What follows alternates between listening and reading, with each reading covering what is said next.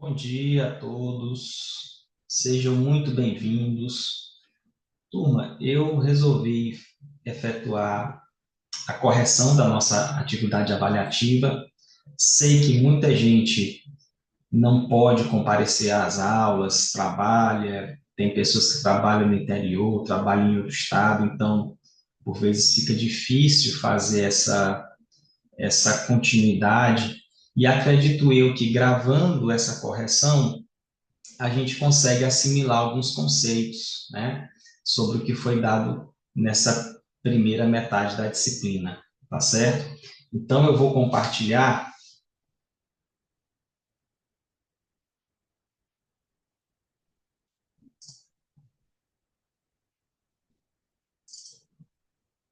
a nossa primeira questão.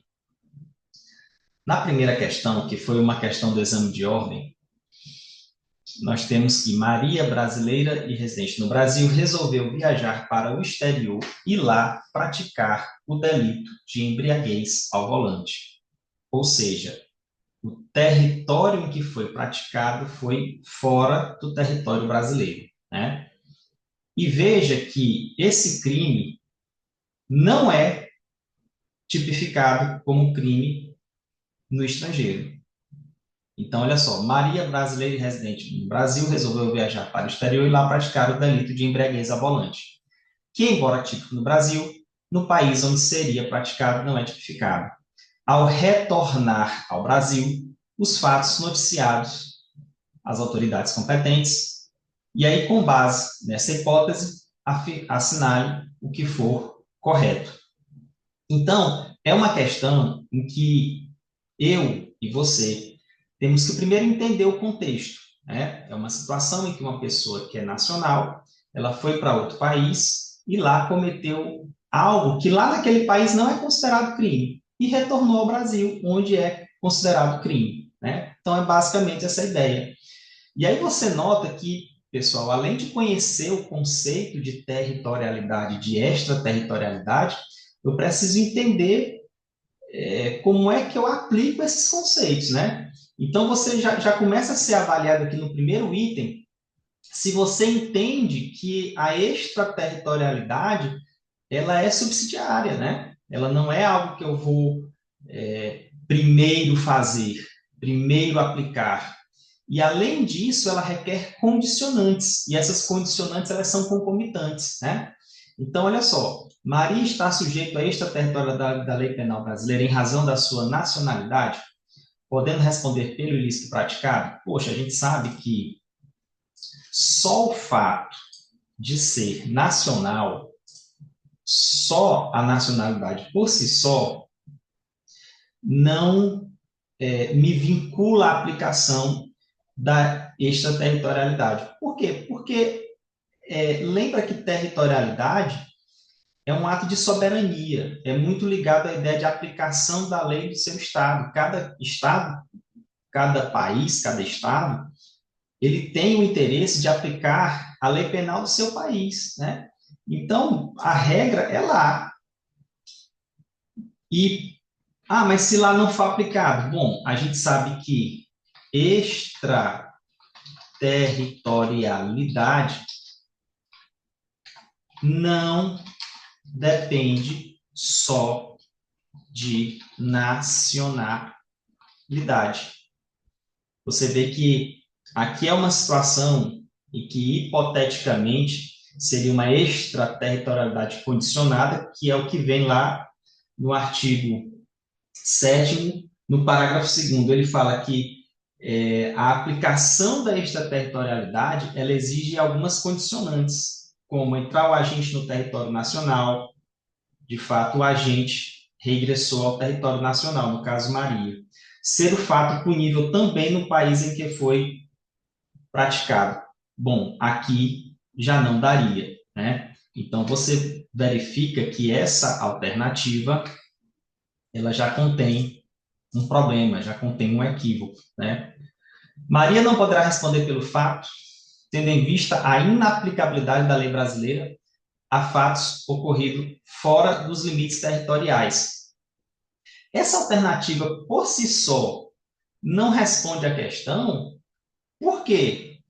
É possível, em tese, a aplicação da extraterritorialidade se todos os condicionantes da extraterritorialidade condicionada estiverem presentes, né? Então, você vê que essa letra B, ela é uma assertiva incompleta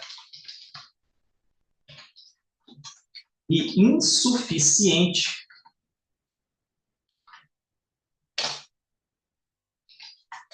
para explicar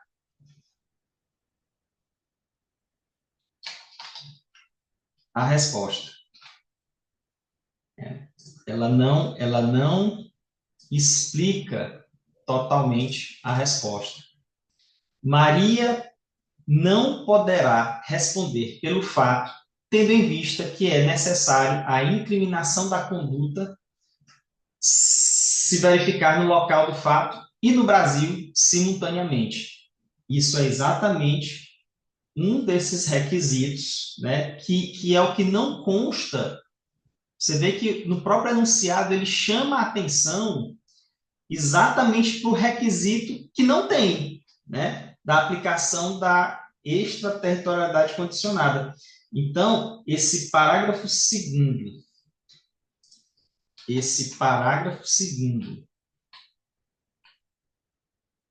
a linha B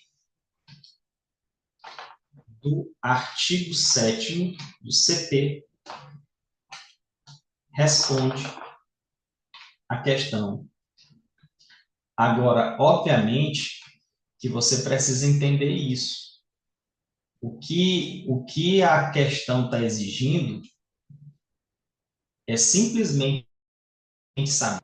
Se você sabe que existe a possibilidade de aplicação da lei penal brasileira a fatos cometidos fora do território brasileiro, é possível. É possível a partir de quê? A partir dos requisitos que estão lá no parágrafo 2º do artigo 7º, né? Então, a letra C, ela é a alternativa que mais se encaixa, a alternativa que responde aqui à indagação. A letra D de dado.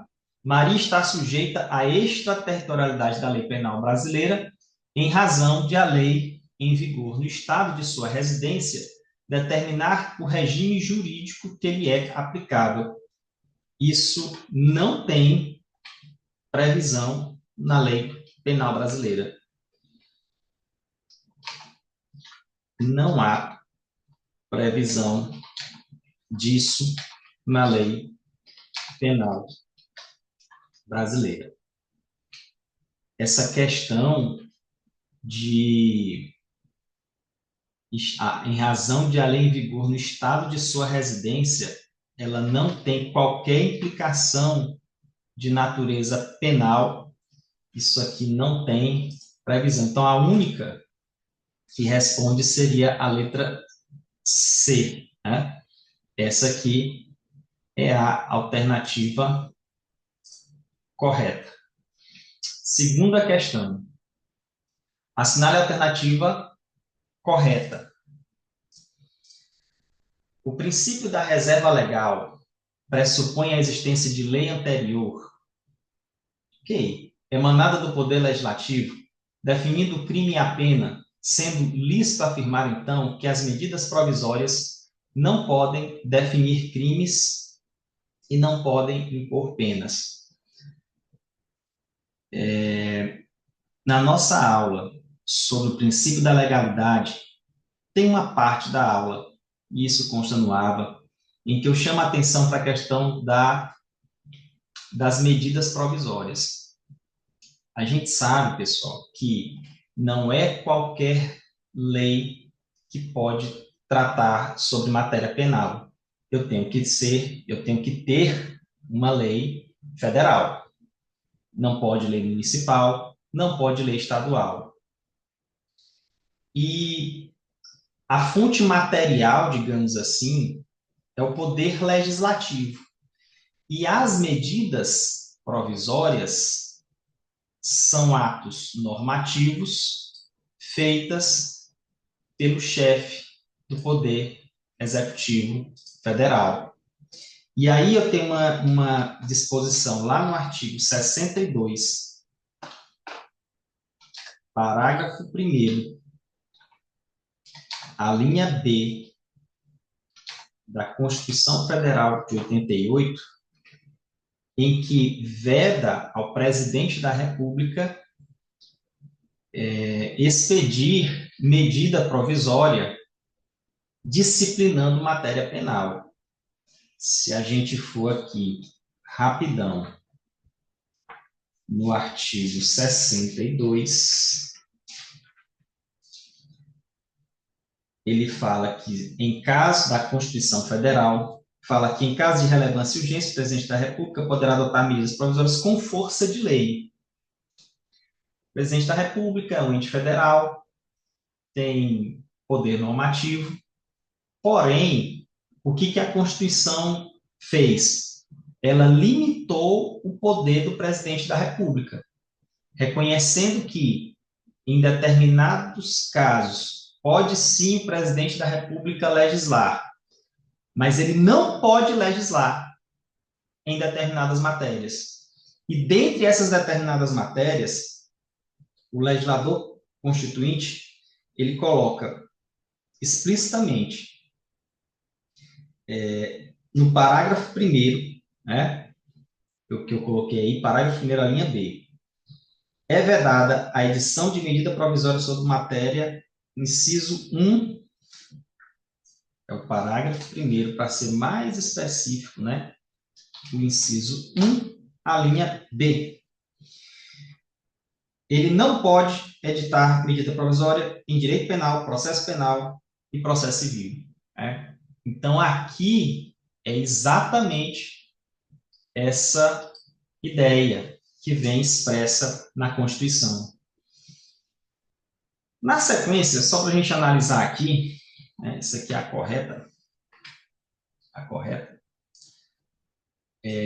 vamos analisar aqui os itens. A analogia como forma de autointegração da lei pode ser amplamente aplicada no direito penal. A gente sabe que não. A gente sabe que analogia é método de preencher lacunas, e aí a gente sabe que existe analogia em bonum partem e a analogia em malum partem. A analogia em bonum partem seria para dar um benefício à pessoa do acusado, do réu, mas eu não posso criar crimes por analogia. Eu não posso aumentar o jus puniendi do Estado através de analogias, porque isso iria ferir o princípio da legalidade. Então, essa alternativa aqui está errada, porque não pode ser amplamente aplicada. Esse pode ser amplamente é que torna o item errado. O princípio da legalidade admite, por exceção, a revogação da lei pelo direito consuetudinário, ou seja, pelos costumes. Pessoal, bem objetivo. Lei só é revogado por outra lei. Costume não revoga lei. Então, o princípio da legalidade ele não admite, nem por exceção, a possibilidade do costume, o desuso. Ninguém usa mais aquela lei está revogada? Não, eu tenho que ter uma outra lei federal para revogar aquela lei penal. Interpretação do direito e integração do direito penal são termos que se equivalem? Eu vou parar por aqui porque a gente sabe que não. Eu interpreto uma lei que existe e eu integro uma lacuna. Eu vou preencher aquela lacuna através da analogia, costumes, princípios gerais do direito, né? Então, não são termos que se equivalem. Eles não se equivalem, isso aqui torna errado, né? Terceira questão. Essa terceira questão, na minha opinião, é a questão mais difícil da prova. Porque essa questão, e eu coloco de propósito para chamar a atenção para um ponto. A gente, às vezes, acha que só meio que decorar, a lei penal só retroage para beneficiar, ela não pode retroagir para prejudicar. Só que, às vezes, só você conhecer isso, você saber dessa disposição, a gente tem aqui o artigo 2º do Código Penal, algo que a gente se fixou muito em aula, né? Decorar isso talvez não consiga fazer com que eu resolva determinadas hipóteses em que eu preciso usar esse raciocínio. Você vê que aqui é um caso que, primeiro, eu preciso interpretar o que aconteceu. E interpretar o que aconteceu, às vezes, não é fácil.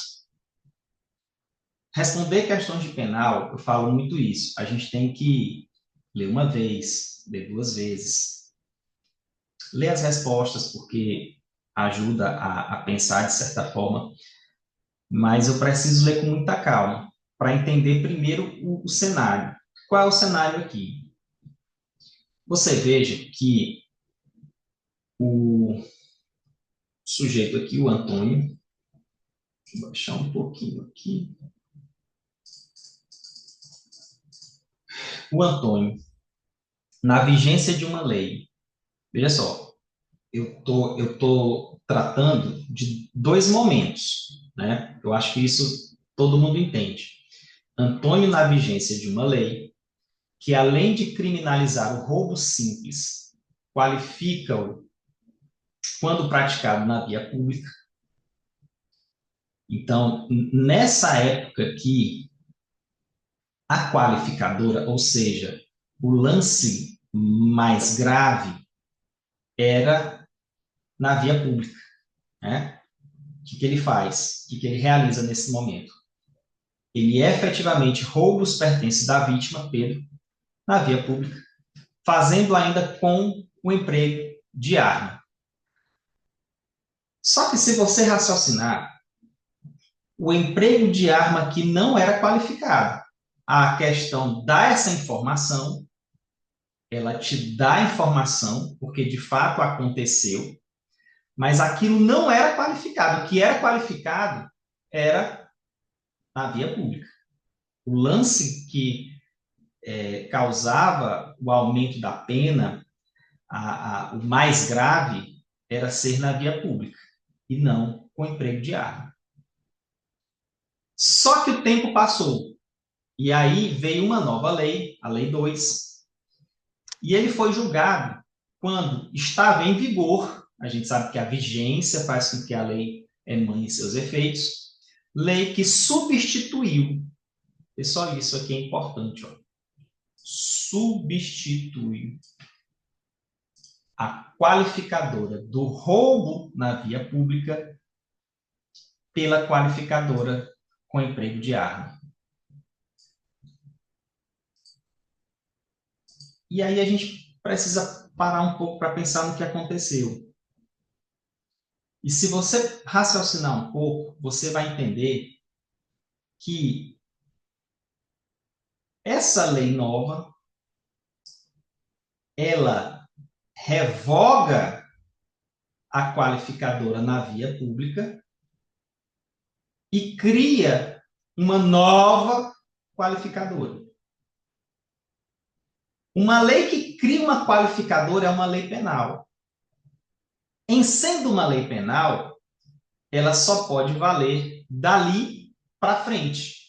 Ela não pode retroagir para alcançar os fatos que foram praticados na época da lei 1, né? Então, de certa forma, você vê que a repercussão disso é o quê? Ora, ela pode retroagir para que ele possa ser... ele praticou com emprego de arma, mas não pode retroagir. Então vou aplicar na via pública. Não, mas aí, na via pública não é mais qualificado. Não qualifica mais, porque a lei nova ela substitui. Ela trocou. Nesse ponto, eu não posso né, voltar atrás, porque ela não é mais roubo qualificado ser na via pública. Então, vendo isso, você entende, e eu compreendo que exige um grau de raciocínio mais apurado, mas é exatamente para você entender que só saber retroatividade mais grave, não sei o que, às vezes não, em matéria penal, não vai resolver. A única alternativa que responde deverá ser responsabilizado por roubo simples, já que na via pública deixa de ser qualificada e já que eu não posso aplicar a qualificadora com emprego de arma, porque se assim tivesse fazendo, ela iria retroagir. E a lei mais grave não pode retroagir para prejudicar. Tranquilo isso? Se a gente fosse fazer uma, uma observação, eu vou no material, eu vou colocar um esqueminha, né, para a gente entender e para a gente explicar melhor essa, né, eu vou fazer aqui um comentário e vou encaminhar para você quando estiver ouvindo a gravação, ver com seu Código Penal, ver com esse material que eu vou te mandar, e isso vai te ajudar muito, muito, certo? Vamos passar aqui para a quarta questão. A quarta questão fala sobre os critérios ou princípio que resolvem o problema do conflito aparente de normas, assinale a alternativa correta. Ocorre conflito aparente de normas quando duas ou mais leis ou artigos de lei são aparentemente aplicáveis à mesma infração penal. Esse aqui é o conceito, né? Esse aqui é o conceito de conflito aparente de normas. Isso aqui, então, é verdadeiro. Pelo princípio da especialidade, a norma especial afasta a aplicação da norma geral, sendo que essa norma especial possui todos os elementos da norma geral e mais alguns chamados de especializantes, exemplo do infanticídio para com o homicídio. Isso aqui é o conceito e o exemplo clássico de princípio da especialidade, né? O infanticídio é aquele crime em que a mãe mata o filho logo após o parto, estando em estado puerperal. E o homicídio é o crime de matar alguém. Você vê que infanticídio tem a morte de alguém, só que de forma específica, né? Verdadeiro. Pelo princípio da subsidiariedade, quando, num caso concreto, uma das normas em conflito pode ser considerada subsidiária da outra, podendo ser expressa quando a própria norma faz a ressalva, demonstrando seu caráter subsidiário, ou tácita quando a lei nada diz, mas, analisando o caso concreto, verifica se há subsidiariedade. Isso aqui é o próprio conceito de subsidiariedade, expressa ou tácita, nós trabalhamos lá em sala de aula, no AVA, você tem os exemplos, tentativa de homicídio que pode ser depois desclassificado para uma lesão corporal dolosa, aquele 132, né, que é o crime de perigo genérico, expor alguém a perigo se isso não constitui crime mais grave. A gente tem esse exemplo, a própria lei se coloca como subsidiária, não tem muito o que a gente comentar. A hipótese de crime progressivo e crime complexo não são resolvidos pelo princípio da subsidiariedade. Também eu tenho como verdadeiro, porque são casos que são resolvidos pela conjunção e absorção.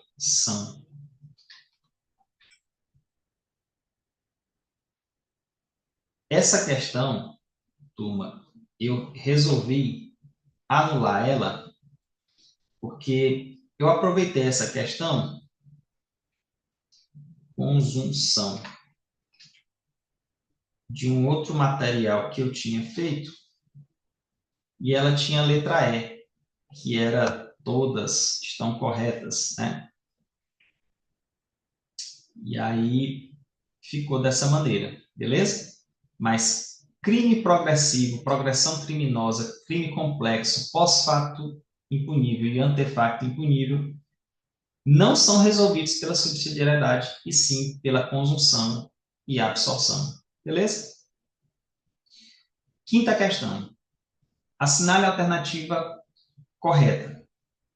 A norma penal em branco própria pode ser homovitalínea e heterovitalínea. Nós vimos que norma penal em branco é aquela norma penal incompleta, ela necessita de um complemento. E ela é assim porque esse complemento precisa ser através de um ato normativo mais rápido. Em regra, não é pelo legislador, é pelo executivo. Então, você tem lei de drogas. O que é droga é dado por uma normativa da Anvisa, né? Eu tenho um rol lá de substâncias entorpecentes. Então, essa alternativa, a norma penal em branco própria, pode ser homovitalínea e heterovitalínea. Isso aqui está errado. Isso aqui é falso. É a norma penal. É a norma penal em branco imprópria. É a norma penal em branco imprópria. A norma penal em branco propriamente dita é aquela em que ou o preceito primário necessita de complemento ou o preceito secundário, né? Então, aqui é falso. A norma penal em branco imprópria ou homovitalínea ou homogênea ocorre quando o complemento é dado na mesma lei da norma complementada. Exemplo, artigo 327 do Código Penal complementa o artigo 312 do Código Penal. O artigo 312 fala dos crimes cometidos por funcionário público, e aí vem o 327 para complementar, para explicar, para especificar, né, o que vem a ser funcionário público para fins penais. Então, aqui é um exemplo clássico dos clássicos de norma penal em branco imprópria, né? Porque a própria ela é complementada por um ato do executivo, enfim, né? Eu posso ter a Anvisa complementando, o Ministério da Saúde complementando, tá certo?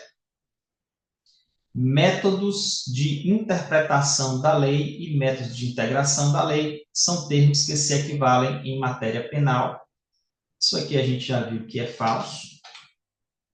Eu interpreto lei, eu integro lacuna. O uso da analogia é amplamente permitido no direito penal. Eu sei que isso aqui é falso, porque não pode analogia in mala partem, né? Eu vou colocar uma observaçãozinha para a gente depois. Sexta questão. O conceito de crime que busca estabelecer, então, aqui é a letra B de bola. Beleza?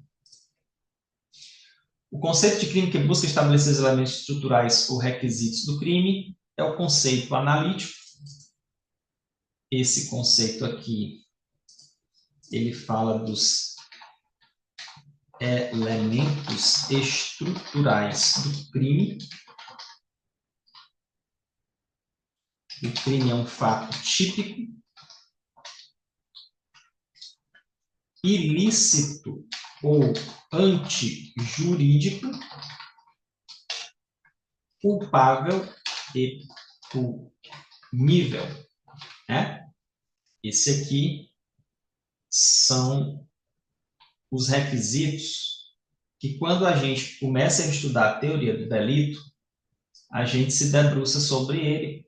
É o conceito mais importante para quem estuda penal e é o que a gente vai se ocupar das aulas posteriormente. O conceito formal de crime. Crime é o que está na lei e ponto. Até outro dia, stalkear alguém não era crime. Se veio uma lei e criou o crime de stalk, pronto. É o aspecto meramente formal. Social, também material, é aquele aspecto ligado ao... É um conceito sociológico, né?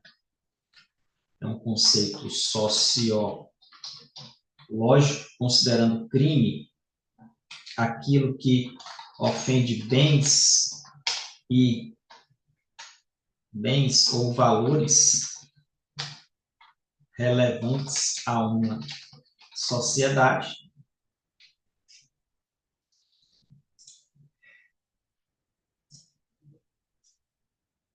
Valores relevantes para uma sociedade material.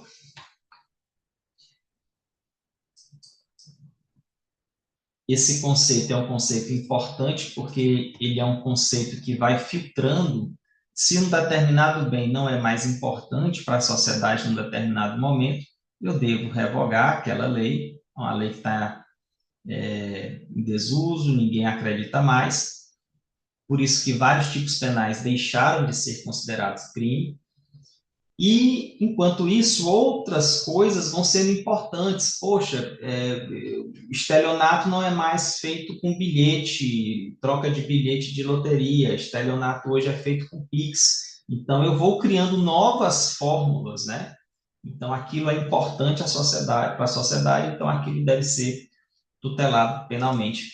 E não existe conceito meramente político de crime, né? Então a resposta aqui, letra A. Deixa eu me ver. São elementos do fato típico. Turma, aproveitando aqui, ó, esses elementos estruturais, fato típico, a ilicitude, a culpabilidade, a punibilidade, são elementos, são como células, órgãos, né, que a gente vai dissecando para entender se determinado fato, determinada conduta, ela é ou não criminosa. E daí que a gente estuda, dentro do fato típico, determinados elementos, dentro da ilicitude, determinados elementos, dentro da culpabilidade, determinados elementos. A questão 7, ela pergunta quais são os elementos do fato típico. A gente começou a ver isso exatamente na última aula, né? A questão da conduta, do resultado, o nexo causal e a tipicidade, que é o que a gente vai estudar na segunda metade da nossa disciplina, né? A letra A responde, as outras são insuficientes, então completamente erradas. A oitava questão é uma questão bem tranquila. Armando estava em via pública dirigindo seu veículo após ingerir bebida alcoólica, a oportunidade em que, dirigindo na contramão, demonstrando imprudência, abarrou a vítima, causando-lhe lesão corporal leve. Lembrando que em nossa legislação há previsão de lesão culposa, tanto no Código Penal como no Código de Trânsito. Nesse caso, segundo visto, há um clássico caso de conflito aparente de normas. Certa vez, eu vi um advogado chegar na delegacia e perguntar para o delegado, ele ia defender uma pessoa que tinha atropelado alguém e causado lesão, ele estava indagando em qual artigo do Código Penal o delegado iria enquadrá-lo, o cliente dele. E o delegado falou que nem queria enquadrar no Código de Trânsito brasileiro. Eu estou falando isso porque são sutilezas, né? A gente aprende e a gente vem compreender os conceitos de direito penal exatamente para a gente entender onde é que as coisas se encaixam. E aqui é um típico, clássico caso de especialidade. A norma especial, que é o Código de Trânsito, eu tenho a lesão corporal culposa no Código Penal, que é uma possibilidade genérica. Você pode causar lesão sem querer de inúmeras maneiras a uma pessoa. E existe a forma não intencional de você não querer, mas você agir por imprudência, por negligência ou imperícia, de repente você abarroar alguém e causar uma lesão leve nessa pessoa. As penas, uma estará no Código Penal e a outra no Código de Trânsito brasileiro. Então, é uma questão bem tranquila, né? É um exemplo clássico de especialidade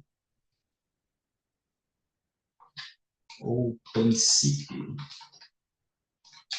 da especialidade, para ser mais específico, em matéria penal. Beleza. Nona questão.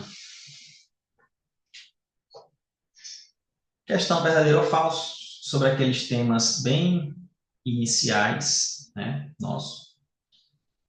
Acho que intervenção mínima foi a primeira aula, né, o caráter fragmentário e o caráter subsidiário do direito penal.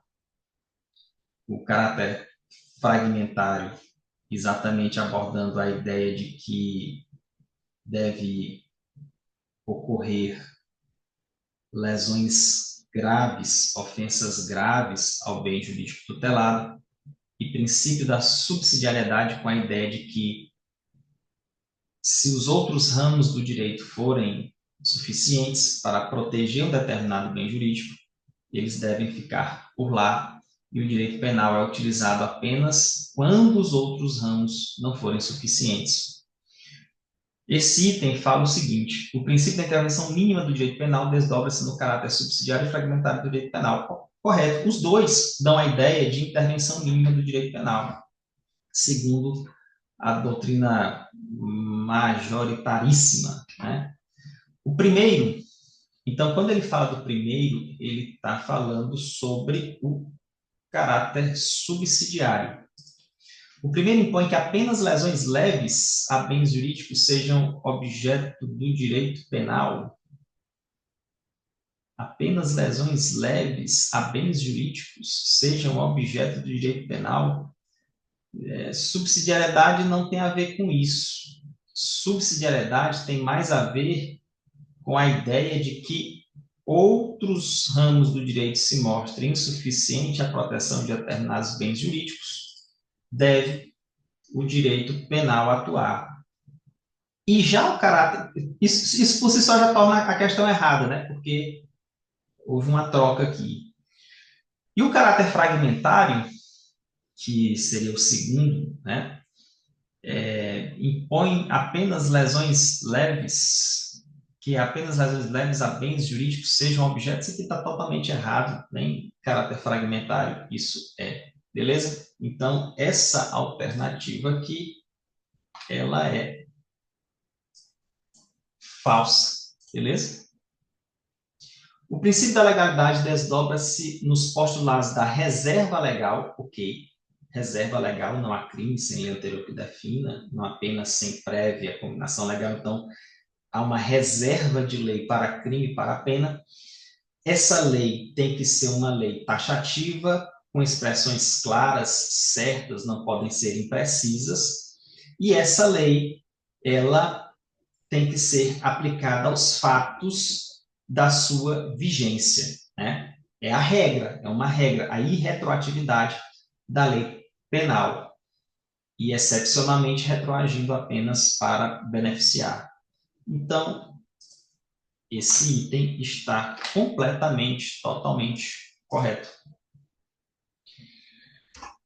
Questão 10. Olha só, para a gente caminhar aqui para o final, né? A ideia não é que seja uma correção longa, até para você poder assistir quando puder e várias vezes, entender e trazer as dúvidas, né? Mas olha só, a questão 10 é muito parecido o raciocínio lá com a questão 1, né? Aliás, é o mesmo, o raciocínio é até o mesmo, idêntico, né? Mas você vê que não adianta só saber o conceito territorialidade, extraterritorialidade. É preciso eu aprender a aplicar isso. E olha só, ele fala aqui que a organização não governamental holandesa Women on the Waves, dirigida pelo médico holandês Mark Van Basten, possui um barco de bandeira holandesa. Quando a gente fala de barco, quando a gente fala de aeronaves, a gente está falando de extensão do território, extensão de territórios. Isso tem tanto na lei penal do Brasil como na lei penal dos países estrangeiros, né?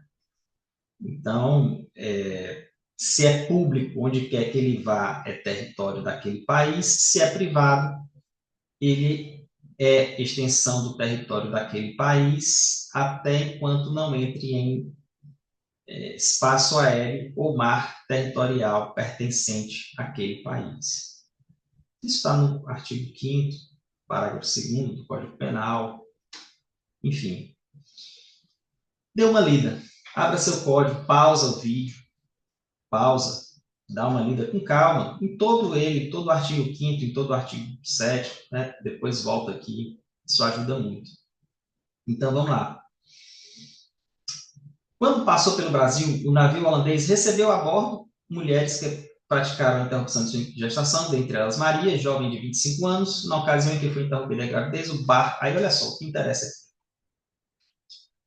No momento lá em que foi praticado o crime, o barco estava em alto mar, além do limite territorial brasileiro ou de qualquer outro país.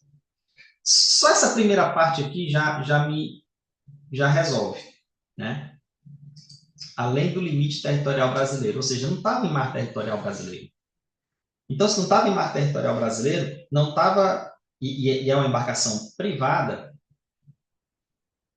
lei brasileira aqui não tem aplicação, soberania brasileira aqui não entra, né?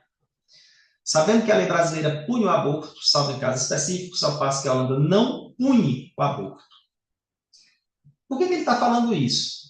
Porque, para eu entender o desfecho, eu preciso saber em território de que diabos isso aconteceu. E quando eu analiso esses itens em amarelo aqui, poxa, dá para entender bem que não é território brasileiro, não é porque não estava em mar brasileiro, como era um navio de bandeira holandesa, e a Holanda não pune o aborto, obviamente que médico e Maria estavam em território de um local em que aquilo não é considerado crime, né? E por qual princípio isso, gente? Qual é a regra? A regra é a territorialidade. Eu vou levar em consideração o território do lugar ali onde o crime foi praticado. Isso é uma questão de soberania. Isso é uma questão de direito internacional, direito penal internacional, né? Então, se você colocasse aqui, né, médico e Maria não respondem, pois, pelo, sei lá, princípio da territorialidade, o bar de bandeira holandesa, que no caso tem natureza pública ou privada? Privada, é não governamental, né? Por estar em águas internacionais, é território holandês. Então, é basicamente essa a ideia. Beleza? E aqui, pessoal, critérios de resolução, né? Você coloca muito trabalhado em sala, tem lá no seu caderno, no seu AVA, fizemos um mapa mental, foram 2 aulas sobre especialidade,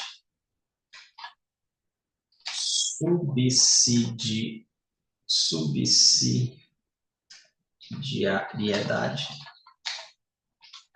conjunção ou absorção e alternatividade, né? E aí seria você desenvolver aqui, colocar o conceito, dar pelo menos um exemplo. Eu aproveitei muito. Se você colocou pelo menos um conceito, eu aproveitei alguma coisa. Aliás, aproveitei muita coisa de muito, né? Teve ponto extra, teve pontuação pelos trabalhos, né? Enfim, e também pela última atividade aí que foi passada, né?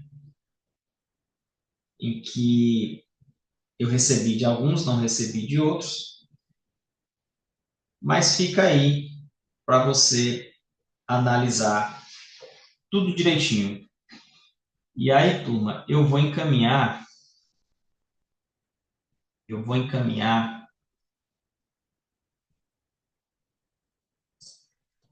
lá pro WhatsApp, por e-mail, a correção dessa nossa gravação, tá certo? E aí eu espero que você possa ver por várias vezes aí e entender melhor esse assunto que foi cobrado, beleza? Grande abraço para todos.